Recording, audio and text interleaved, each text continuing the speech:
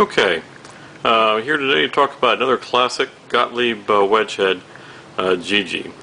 This is a game from 1963, and kind of a little bit of a mystery surrounding this game. A lot of collectors believe that the girl in the back glass here is supposed to be an image of Marilyn Monroe, and that the game was kind of inspired, or at least the artwork, the Roy Parker artwork here was inspired by Marilyn Monroe. And I tend to think that's the case. I've done a little research into it. And about 1955, Marilyn did a benefit with a circus. And there's a pretty relatively famous picture of Marilyn kind of in this pose with a similar dress on with a clown who has a little bit of a sad face on, very similar. And I kind of think that that was probably the inspiration for the back glass. You have to remember that in '63, Marilyn had been dead for about a year and a half, and was still a greatly, I guess, popular figure, and there's still a lot of interest in her. And of course, the pinball manufacturers, as they were wont to do, frequently would try to get as close as they could to the edge without having to pay any royalties. So it's probably very likely that this game was inspired by Marilyn Monroe, and that they came probably as close as they could without going over the edge to come up with something of a tribute to her, and something that would still be in the public's eye, and something that they could sell, because that's what they were in the business of, is selling games. And due to the interest in Marilyn, she would have been a very popular figure to have interest in.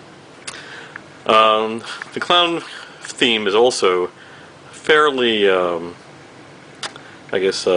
popular with Gottlieb. They had Flipper Clown and a couple other clown games around the same time period, and so it kind of fits in with the theme of what they were doing at the time as well. The game has, as I said, the classic Roy Parker artwork. There's a lot of little funny things going on in the playfield. You can see a couple little small inside jokes there. Happy Soul and the barking dogs. Both kind of play on words, which is typical of kind of the artwork that he was doing.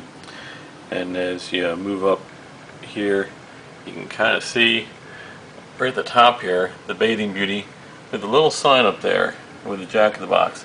And the little Jack in the Box says, "You are invited to play." And of course, a little bit of double entendre there as well. So, several little jokes in there. And then we kind of get to the playfield itself. As you can see here on the playfield, it's a relatively simple setup. You've got a lot of bumpers. There are 7 yellow bumpers and 7 red bumpers. And the game is deceptively simple. The object is to light up all 7 of the yellow bumpers or all 7 of the red bumpers. And if you do that, basically one of your little lanes on either side there will light up as an alternating special, and to score a replay. Now the interesting thing about that is that once it's lit for a special, if you can keep that ball in play, you can score as many specials as you want, so you can potentially rack up a lot of free games.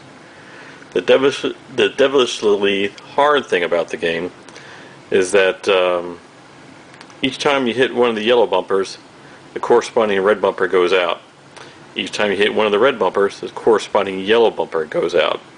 So it is really hard to get all 7 lit at the same time. And have a little view of the scorecard there. And as you may notice on the scorecard, I mentioned something about advances. Each advance is made when you score all 7 of the bumpers. That scores as an advance. And this is the first game where at the end of the ball you would actually get something for having what you had done on that ball. So a bonus, if you were. So scoring 1 advance gets you 100 points at the end of the game. 2 advances scores you 200 points, and 3 advances 200 points, and plus a replay, and so on and so forth. Anyone scoring more than 1 or 2 advances here, though, is actually doing very, very well. It's a very difficult game to play. So, okay, that said, let's take a look at the side artwork here in the front here real briefly.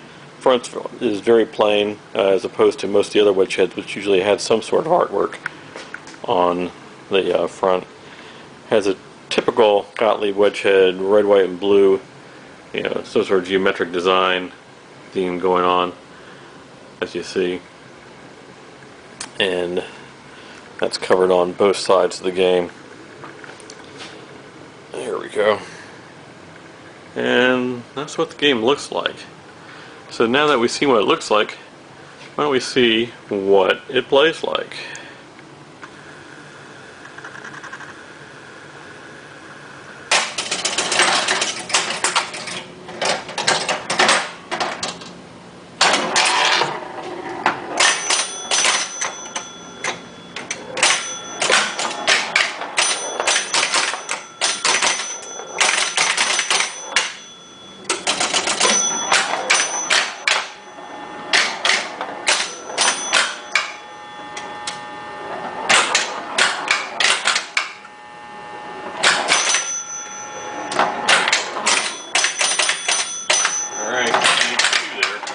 Got it.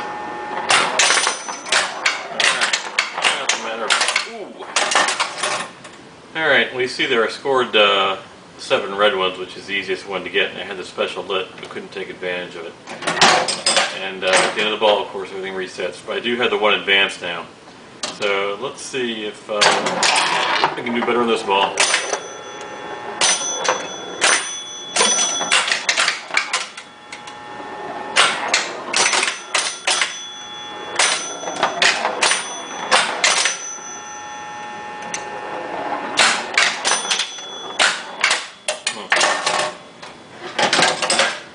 Okay, 2 down, 3 to go.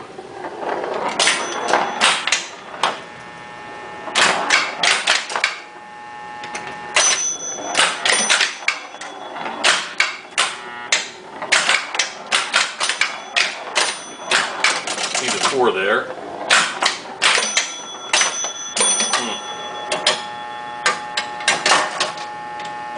Alright, let's see if I can win this ball through the yellow bumpers. Just get the what I need there. Whoop. Okay, well, I got the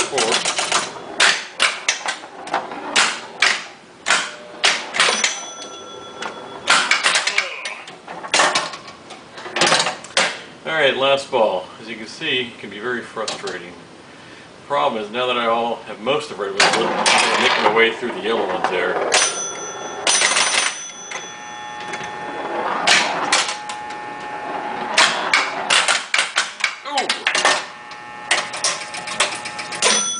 And got my 100 for the one advance I did score.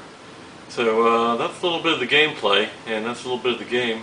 Hope you enjoyed it, and I'll see you next time for another classic game, pinball. Thanks, bye-bye.